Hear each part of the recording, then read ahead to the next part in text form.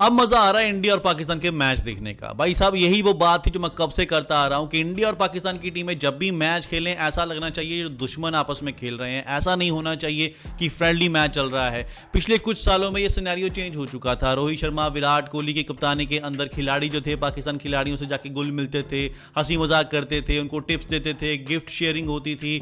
लेकिन इससे क्या होता था कि मैच का क्रेज बिल्कुल ही खत्म हो जाता था। राइवलरी हम इसीलिए कहते हैं कि भाई साहब दो राइवल आपस में लड़ रहे हैं, ऐसा नहीं होना चाहिए दो फ्रेंड्स आपस में लड़ रहे हैं। और जैसे हमारे मुल्क के हालात हैं, जैसे हमारे जवान जो हैं, हमारे फौजी जो हैं नेशनल ड्यूटी पर है, ये इंडिया भी नेशनल ड्यूटी पे है।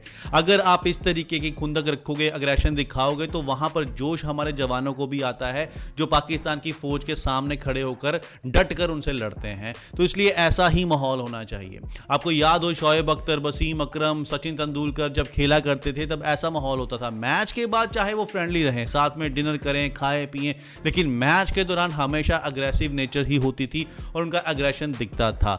हाँ, उस टाइम की बात अलग है कि उस टाइम दोनों टीमें बराबर की होती थी, एक अलग क्रेज होता था, कौन जीतेगा कौन हारेगा, हमेशा इंडिया का पलड़ा भारी ही रहा है। लेकिन अभी क्रिकेट में इंडिया और पाकिस्तान की टीमों कोई मुकाबला है नहीं। इंडिया अगर 90% चांसेस के साथ मैच खेलती है तो पाकिस्तान के सिर्फ 10% चांसेस होते हैं, वो भी अगर किस्मत साथ दे जाए तो। क्रिकेट के मामले में नहीं, 5 मैचेस होंगे, अगर एक मैच पाकिस्तान जीत जाएगा तो वो तुक्के से जीतेगा, लेकिन अदरवाइज इनका कोई भी अभी मुकाबला बचा नहीं है। इंडिया की टीम बहुत ऊपर जा चुकी है और पाकिस्तान की टीम बहुत नीचे है। मैच में जो मजा आया देखने का वो था इनका आर्ग्यूमेंट्स। आपने देखा हैरी श्रॉफ किस तरह बार बार इंडियन बल्लेबाजों को बोल रहे थे और इंडियन बल्लेबाज भी उनका जवाब दे रहे थे। कुछ ऐसे अपशब्द भी बोले गए जिनका यहां पर मैं बयान नहीं कर सकता हूं, लेकिन मैच देखने का तो सच में मजा आया। लगा कि भाई साहब इंडिया और पाकिस्तान की दो टीमें, दो राइवल आपस में खेल रहे हैं। तो चलिए अब कुछ मैच की बात भी कर लेते हैं। इंडिया की पहले गेंदबाजी थी और पाकिस्तान पहले बल्लेबाजी कर रहा था। पहले 10 ओवर तो लगा यार कि पाकिस्तान ने अच्छा स्टार्ट ले लिया है, हो सकता है पाकिस्तान इस मैच में 200 स्कोर बना दे, और 200 स्कोर अगर बन गया तो फिर टीम इंडिया के लिए थोड़ा टफ हो सकता है। लेकिन हमको इतना भी पता था कि यार अगर पहले 10 ओवर हमारे गेंदबाज अच्छा नहीं कर पाए हैं तो हमारे गेंदबाजों के पास ये एबिलिटी है कि अगले 10 ओवर में वापसी करके पाकिस्तान को 200 से पहले ही रोक सकते हैं, और वैसा ही हुआ। पहले 10 ओवर में पाकिस्तान इसलिए अच्छा खेल गया क्योंकि हमारे जो मेन गेंदबाज थे जसप्रीत बुमराह, जो पावर प्ले में 3 ओवर करते हैं, वो आज ऑफ रिदम लगे। क्या कारण था कि वो आज लय में नहीं थे, वो तो जसप्रीत बुमराह और टीम मैनेजमेंट ही जानते, लेकिन उनसे आज गेंद नहीं हो पा रही थी। वो यॉर्कर डालने की कोशिश कर रहे थे, बॉल फुल टॉस हो रही थी, नो बॉल्स हो रही थी। 4 ओवर के काफी महंगे गए। बड़े लंबे अरसे के बाद देखा है जसप्रीत बुमराह को जो रिदम में नहीं थे और 4 ओवर में इतने ज्यादा स्कोर उन्होंने लुटाए हों। इसके कारण पाकिस्तान पहले 10 ओवर अच्छा खेल दिखा गया। 10 ओवर में उनके 90 से ऊपर स्कोर हो चुके थे।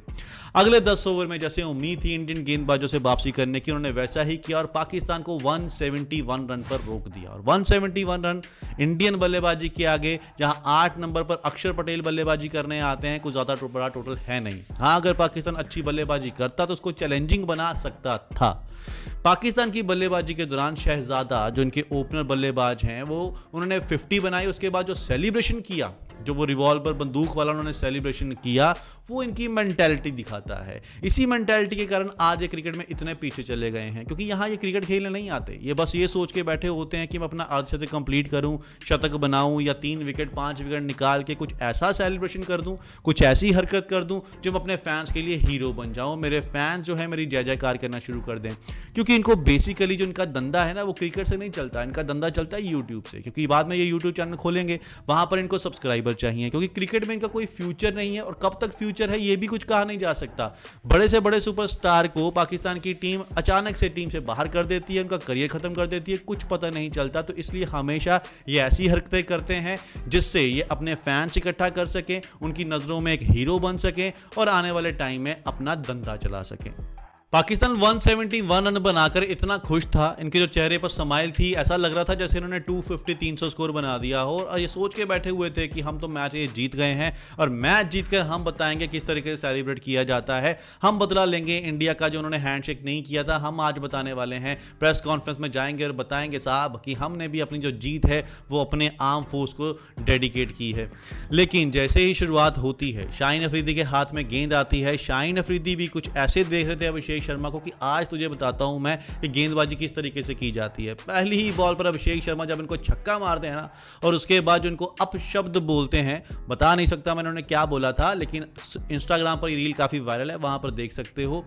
तो उन्होंने जो भी बोला और पहली बॉल पर छक्का मारा तो शाहीन अफरीदी को लगा अरे यार ये क्या हो रहा है, मैं तो अपने आप को वसीम अकरम से बड़ा गेंदबाज समझता था, लेकिन ये इंडियन बल्लेबाज तो मुझे बच्चा समझकर खेल रहे हैं। पिछले मैच में भी पहली बॉल पर आगे बढ़कर चौका, दूसरी बॉल पर छक्का मार दिया था और यहां पर भी पहली बॉल पर छक्का मार दिया है। उसके बाद शाहीन अफरीदी समझ गए थे कि भाई साहब मैं यहां पर बॉल तो अच्छी करवा नहीं सकता हूं, क्यों ना कि मैं जिस बात के लिए जाना जाता हूं थोड़ी बहुत तू मैं कर लूं, ताकि मैच में मेरी बात तो हो, मेरे फैंस खुश तो हो जाएं कि मैच अगर हार गए तो क्या हुआ, लेकिन हमारे खिलाड़ी शेर हैं। देखो किस तरीके से बहस कर रहे थे, ये हैं हमारे खिलाड़ी, मैच तो जाओ बाढ़ में, क्रिकेट से क्या लेना देना हमको तो वहां पर जाकर बस ऐसे खड़े होना है, बातें करनी है। आपको अभिषेक शर्मा का ट्वीट याद होगा जब उन्होंने लिखा था कि भाई साहब हम जीतते हैं और वो सिर्फ बातें करते हैं। ऐसा ही है, पाकिस्तान की टीम सिर्फ बातें करती है, मैच टीम इंडिया जीत जाती है।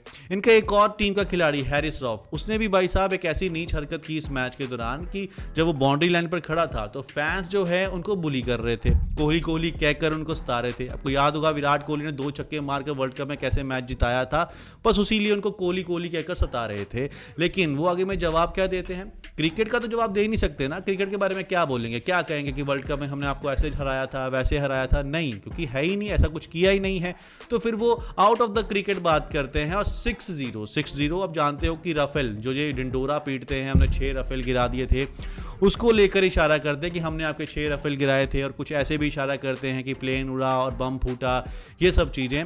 तो आप पहले तो मैं ये सोच रहा था कि यार क्रिकेट में ये सब क्या हो रहा है, लेकिन जब मुझे याद आया कि हो ये पाकिस्तान की टीम है, पाकिस्तान की टीम कुछ भी कर सकती है, क्रिकेट के अलावा इनसे आप कुछ भी करवा लीजिए, नौटंकी करवा लीजिए, क्योंकि मैंने आपको जैसे पहले बोला मैच खेलने नहीं आए ये अपनी फैंस की नज़रों में हीरो बनने आए हैं। बस किसी तरीके से हीरो बनना है, चाहे वो गाली निकाल कर तू मैं करके बनना हो, और फैंस भी इनके खुश हो जाते हैं इसी बात से। अभिषेक शर्मा और शुभमन गिल ने 105 रन की ओपनिंग पार्टनरशिप की और सारा मैच पाकिस्तान के हाथ से निकाल दिया। उसके बाद तो सिर्फ औपचारिकता बची थी और बाकी के बल्लेबाज आए, अपना जो काम था वो फिनिश करके टीम इंडिया को आराम से 7 बॉल पहले ही ये मैच जिता दिया, और पाकिस्तान को फिर से मौका नहीं दिया हैंडशेक करने का, क्योंकि पाकिस्तान सोच के बैठा था इस बार हम मैच जीत के हम वॉकआउट करेंगे।